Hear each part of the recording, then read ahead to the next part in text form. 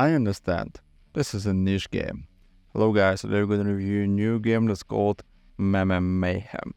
What I don't understand is people are complaining about RNG and a roguelike deck builder. Do people not understand what those two genres are built on? Even the darling of the hybrid genre are RNG dependent, granted less to them but the heroes the runs are so short, if you get a bad one, it's not like you married to it. Normally I don't review many games, but seeing all the negative reception to a game I'm really enjoying made me feel the need to add a little in other direction. Check out a review in your language only. After we wrote Star on the release day, the devs kept improving the game by launching small daily patches that made a huge difference with the game balance. At least, I will safely say that I can win about 1 every 7 runs. With more confidence on the cards and items since the reroll experience, a few buttons to all characters has improved the game experience by a lot. A perfect combination for me is watching a movie and using Steam Deck to play the game while watching a movie. This game needs very low attention, it's enjoyable to do both at the same time, and keeping doing something colorful in between those slow parts is awesome.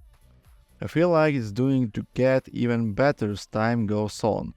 More fine-tuning and workshop items getting added.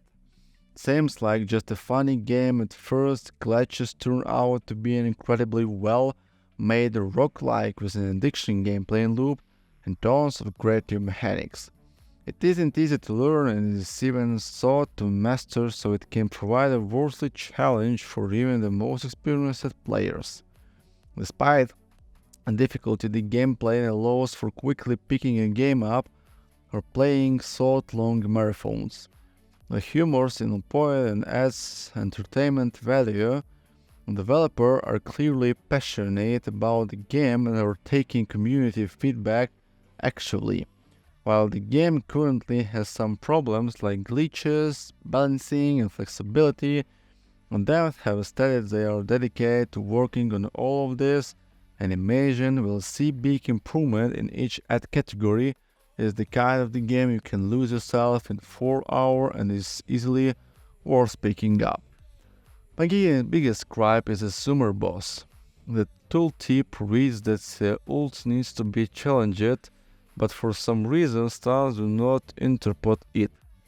And even when you have ult can be dodged, you aren't able to dodge the smoke. I also believe that bubble armor doesn't work against it, and I don't recall how it interacts with storms. It doesn't behave like a channel, nor does it behave like an ult, nor does it behave like repeat normal attacks, so outside of brain drain it feels really hard to interact with even when you're looking ahead and trying to prep for the boss. And generally, the early game experience with the Pop, Cat and Hideo is to look it in boss paths punished you severely for not picking up brains, which leads to a lot of runes dying just from not seeing them, even when you clue to the fact this boss damaged some build around. I'm not sure why turns are pursued by every attack type. For example, the chair feels unreasonably hard for the sensei character at times, because most of his attacks do no damage, so you just delete yourself before you get a chance to close combat. I feel like damageless attacks should be saved from turns.